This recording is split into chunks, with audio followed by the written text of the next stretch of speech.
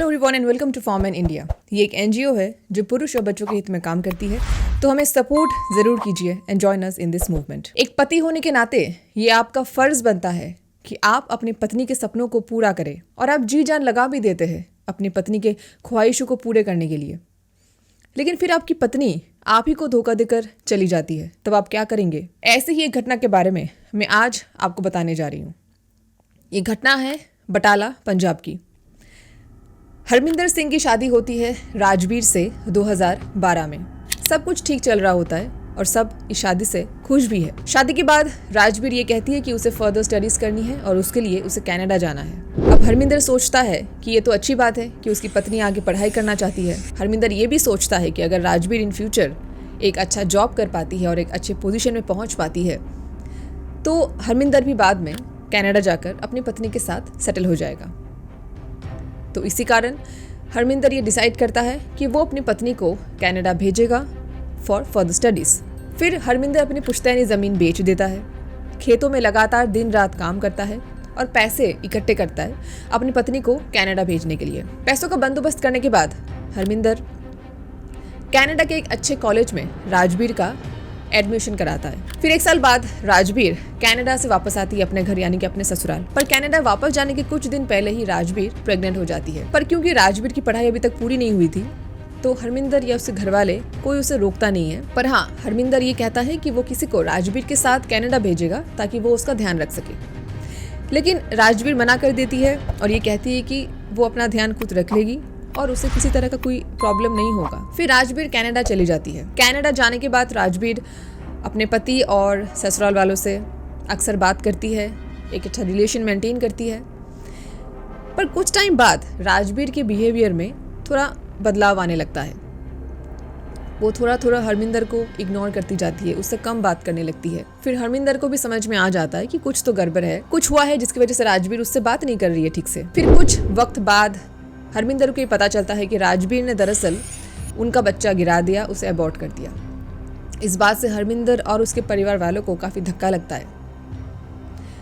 हरमिंदर जब अपनी पत्नी से ये पूछता है कि उसने इतना बड़ा डिसीजन क्यों लिया और किससे पूछ कर लिया, तो राजवीर ये कहती है कि क्योंकि उसके ऊपर पढ़ाई का प्रेशर है, तो इसलिए उसने डिसीजन लिया और ये डिसीजन उसने अपने मायके वालों से पूछ कर लिया है। अब इस बात से भी हरमिंदर को धक्का लगा, वो अपसेट भी हुआ और उसे बड़ा अजीब लगा कि इतना बड़ा डिसीजन राजवीर ने बिना हरमिंदर से पूछे कैसे ले लिया। अब इस घटना के बाद भी राजवीर ठीक ठाक बात कर ही रही थी हरमिंदर से।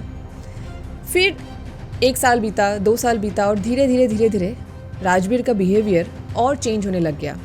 फिर एक टाइम आया जब राजवीर ने अचानक हरमिंदर को हर जगह से ब्लॉक कर दिया, उससे कॉन्टैक्ट्स तोड़ दिए।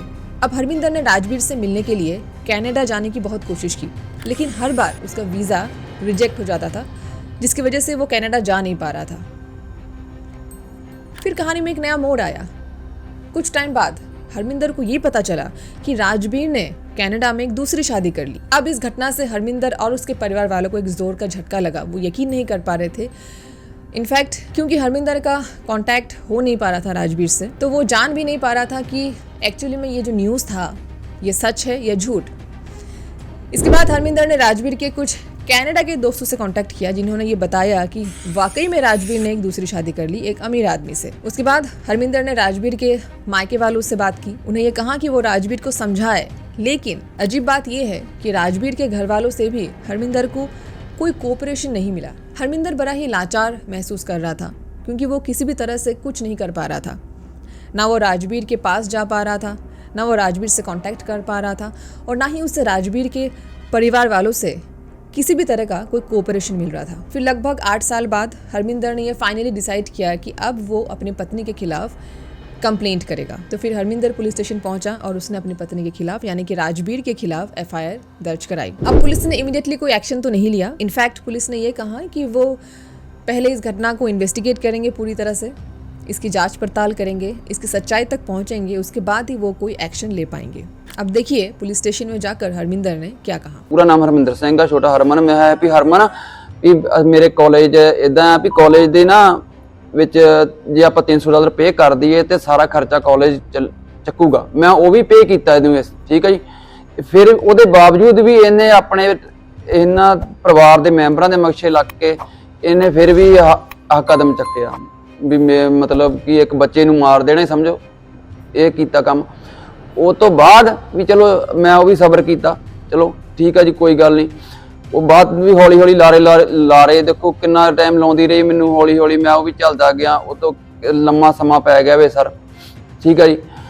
ਤੇ ਉਸ ਕਿਸ ਤਰ੍ਹਾਂ ਦੇ ਲਾਰੇ ਵੀ ਕੋਈ ਗੱਲ ਨਹੀਂ, ਆਪਾਂ ਥੋੜਾ ਜਿਹਾ ਰੁਕ ਜਾ ਵੀ ਮੈਂ ਹੁਣ ਅਪਲਾਈ ਕਰਦੇ ਆ, ਮੇਰੀ ਪੀਆਰ ਪੈਣ ਵਾਲੀ ਆ ਮੇਰੇ, ਹੋ ਇਹ ਠੀਕ ਆ ਦੀ ਮੇਰੀ ਸਪਲੀ ਆ ਗਈ ਆ, ਇਹ ਹੁਣ ਮੇਰੇ ਐਰਕਾ ਮੇਰੀ ਸਪਲੀ ਕਲੀਅਰ ਹੋ ਜਾਣੀ ਆ, ਮੇਰਾ ਸਮੈਸਟਰ ਕਲੀਅਰ ਹੋ ਗਿਆ ਤੇ ਫਿਰ ਮੈਂ ਆਪਣੇ ਪੇਪਰ ਅਪਲਾਈ ਕਰ ਦੇਣੇ ਆ, ਮੈਨੂੰ ਪੀਆਰ ਮਿਲ ਜਾਣੀ ਆ। ਅਜੇ ਮੈਂ ਪਰਮਾਨੈਂਟ ਰੈਜ਼ੀਡੈਂਸ ਨਹੀਂ ਆ ਉੱਥੇ ਮੇਰੇ ਕੋਲ, ਹੈ ਨਾ। ਇਦਾਂ ਦੇ ਲਾਰੇ ਲਾਉਂਦੀ ਰਹੀ, ਠੀਕ ਹੈ ਜੀ ਸਰ। ਚਲੋ ਜੀ ਮੈਂ ਵੀ ਇੱਥੇ ਭੋਲ ਝੱਟ, ਜਿੱਦਾਂ ਤੁਹਾਨੂੰ ਪਤਾ ਹੀ ਹੈ ਜੀ ਆਪਣੇ ਕਿੰਨੀ ਕੁ ਆਪਾਂ ਨੂੰ ਨੌਲੇਜ ਹੈ ਇੱਥੇ ਦੇ, ਠੀਕ ਹੈ ਜੀ। ਇਦਾਂ ਦੇ ਲਾਰੇ ਲਾਉਂਦੇ ਰਹੇ ਤੇ ਉਹ ਮੈਨੂੰ ਸਰ ਹੁਣ ਇਦਾਂ 2017 ਚ ਲਾਸਟ ਵਾਰੀ ਮੈਨੂੰ ਇਹਨੇ ਕੀ ਹੋਇਆ ਵੀ ਅਪਲਾਈ ਕੀਤਾ ਮੈਂ, ਉਹ ਮੈਂ ਤੁਹਾਨੂੰ ਦਊਂਗਾ ਪੇਪਰ ਸਾਰਾ ਜੋ ਵੀ ਆ।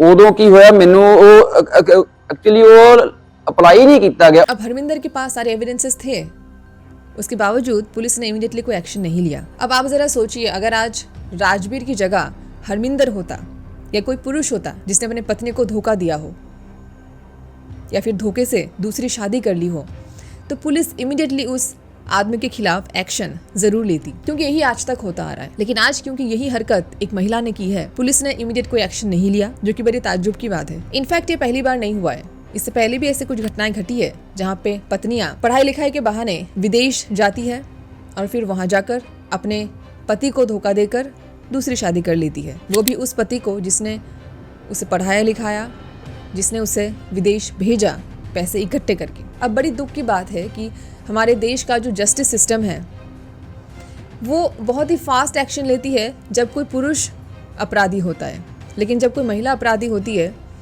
वो एक्शन या तो बहुत धीरे लेंगे या फिर लेंगे ही नहीं, जो कि गलत है। और इसी के खिलाफ हम आवाज़ उठा रहे हैं और फॉर्म इन इंडिया ये पूरी कोशिश कर रही है कि ऐसी सभी घटनाओं को आपके सामने लेकर आए। तो इसीलिए अगर आपको वीडियो अच्छी लगी तो सब्सक्राइब ज़रूर कीजिए और शेयर करना ना भूलें। अगले एपिसोड में फिर मुलाकात होगी एक और कहानी के साथ।